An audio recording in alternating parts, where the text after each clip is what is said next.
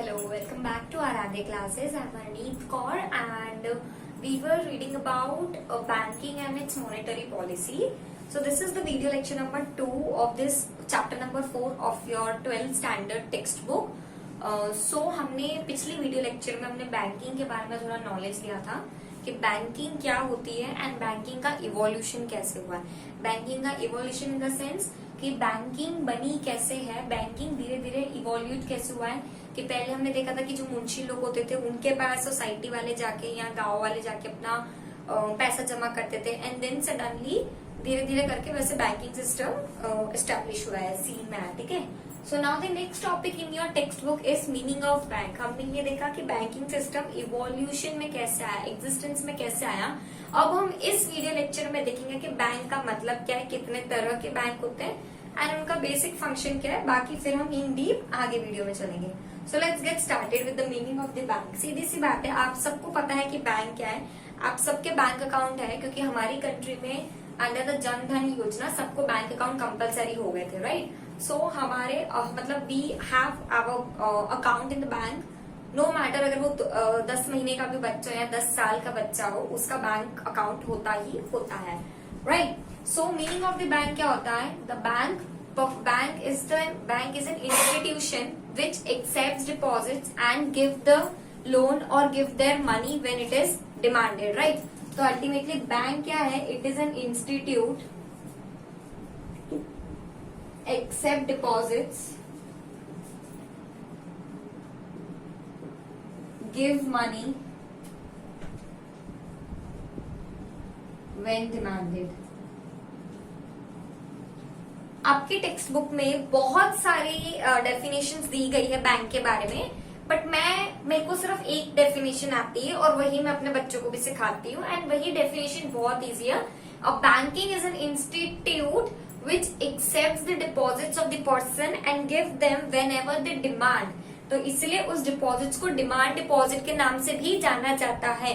मैं बैंक में जाके अपना 5,000 रुपए जमा कर रही हूँ तो बैंक उसको एक्सेप्ट करता है and whenever I ask for my money, bank मुझे आके मेरा पैसा देगा and no bank can refuse me कि अब मैडम आप हमारे पास अभी पैसा नहीं तो हम आपको पैसा नहीं देंगे। हाँ, एटीएम मशीन खराब हो रही है वो एक अलग सीन है, बट अगर मैं बैंक में जाती हूँ तो बैंक वाले मुझे मना नहीं कर सकते कि मैम हम आपको अभी पैसा नहीं देंगे। They have to give me my money whenever I ask them to do so. ठीक है, सो ये कुछ बैंकिंग के रूल्स है, वो हम आगे चैप्टर में पढ़ेंगे या तो हम एक्स्ट्रा नॉलेज के लिए पढ़ते रहेंगे बैंकिंग के रूल्स। सो अल्टीमेटली आपकी बुक में कहीं डेफिनेशंस दी हुई है, आपको लर्न भी करनी, बिकॉज गुजरात बोर्ड में डेफिनेशंस तरह तरह से अलग अलग ऑथर के नाम से भी आई जाती है।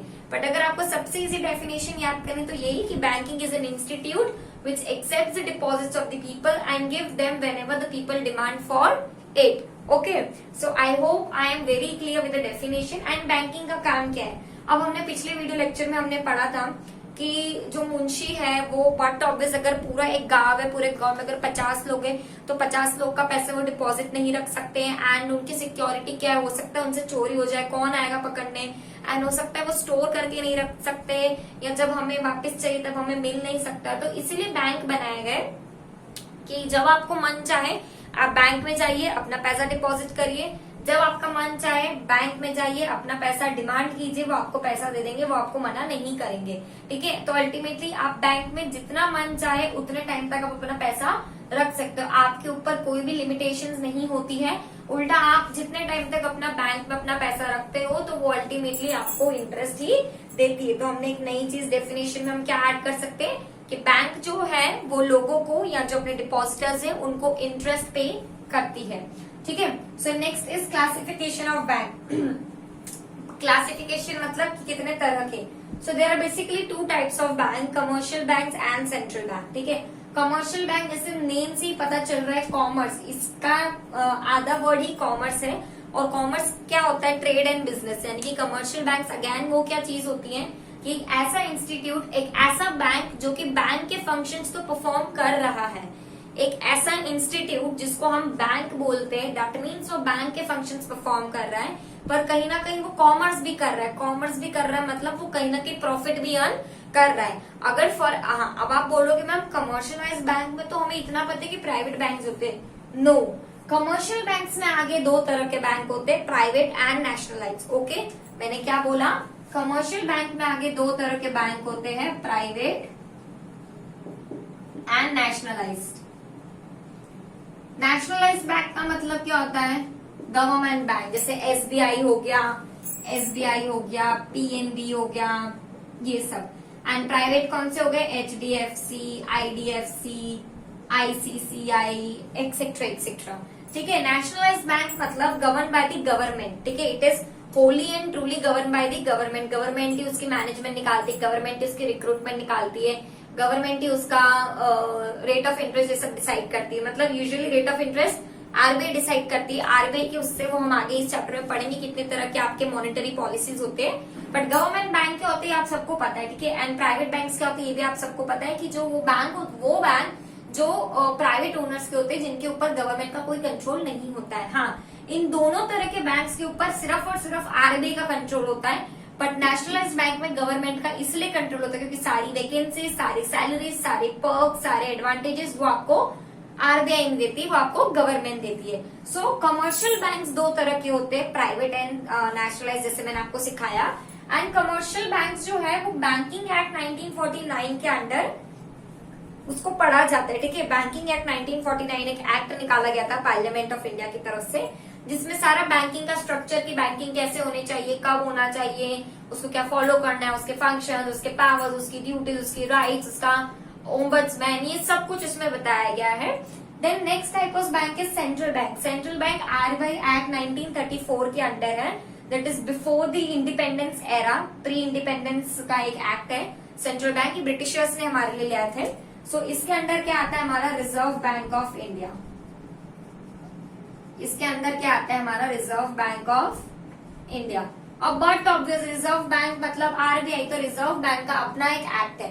एंड आपको भी पता है कि रिजर्व बैंक क्या है। Reserve bank is a central bank, it is N apex body जो कि पूरी बैंकिंग सिस्टम को, कंट्री की पूरी बैंकिंग सिस्टम को रेगुलेट करती है, उसको हम रिजर्व बैंक बोलते हैं।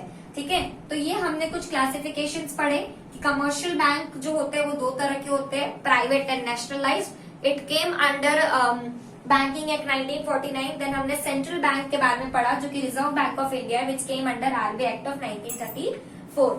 अब हम जो जितना भी बेस इसका और भी डीप में जितनी भी चीजें हम वो नेक्स्ट वीडियो लेक्चर में पढ़ेंगे। बट इस वीडियो लेक्चर में मैं आपको एक और चीज समझाना चाहती हूँ कि ये जो कमर्शियल बैंक्स है उनके मेन फंक्शंस क्या होते हैं। उनके बेसिकली दो फंक्शंस होते हैं, प्राइमरी एंड सेकेंडरी। अब आप समझिए, अब फॉर एग्जाम्पल मैं हूँ और मेरा bank account for example PNB में है, पंजाब नेशनल बैंक में है। सो इट इज लाइक मैं या तो प्राइवेट बैंक्स में अपना खाता खुला सकती हूँ या नेशनलाइज्ड बैंक में, है ना। एंड वो लोग क्या काम करेंगे, वही काम करेंगे, मेरा पैसा जो है वो डिपॉजिट लेंगे, एक्सेप्ट करेंगे as a deposit.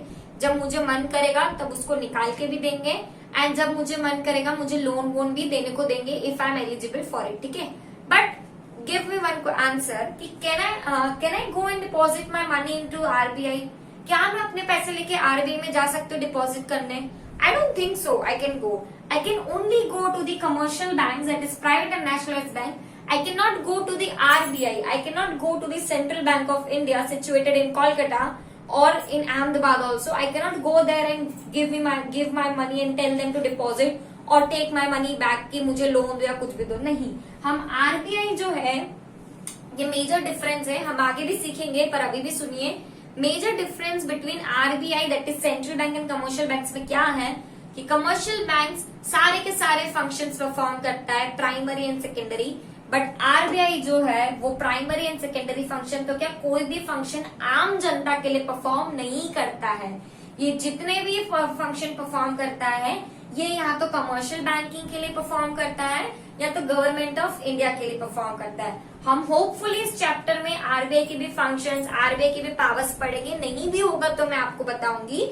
So this is the major difference between an central bank and a commercial bank, that commercial banks accept deposits, give us loans, give us money when we are required, when we demand, but the RBI does not do this. We cannot go into the RBI and give our money and ask for the loans. Okay, we can just go to the commercial banks सारे बैंकों का bank होता है RBI. Bank, reserve bank of India कौन होता है? Mummy papa होते हैं। ये सब कौन होते हैं? बच्चे होते हैं। ठीक है, तो बच्चों को कौन देख रेख करता है? मम्मी पापा देख रेख करते हैं। तो वैसे ही आरबीआई का काम क्या है कि पूरी देश में जितना भी बैंकिंग सिस्टम हमारी कंट्री में चल रहा है उसका पूरा देख लेन देन सब कुछ करने का काम आरबीआई का होता है। तो इस वीडियो लेक्चर में हमने बैंक का मतलब समझा कि बैंक का मतलब क्या है। It is an institution which accept deposit, लोगों के डिपॉजिट को एक्सेप्ट करती है अलग अलग तरह के अकाउंट में, savings account, current account, FD account, ये सब। एंड जब लोगों को जरूरत होती है उसको उसका पैसा वापस करती है, उस पर इंटरेस्ट देती है, और लोन होता है तो लोन भी देती है। ठीक है, देन हमने क्लासिफिकेशन ऑफ बैंक्स पढ़े, कमर्शियल एंड सेंट्रल बैंक, जिनके बारे में मैंने आपको डीपली समझाया। एंड इसका और हम डीपली देखेंगे नेक्स्ट वीडियो लेक्चर में। हम देखेंगे कि कमर्शियल बैंक्स के जो प्राइमरी एंड सेकेंडरी फंक्शंस हैं वो क्या क्या है, एंड बाकी और चीजें हम देखेंगे। सो इस वीडियो लेक्चर में इतना ही। Will see you in the next video lecture, and please do read, and if any doubts, so do let me know. Thank you.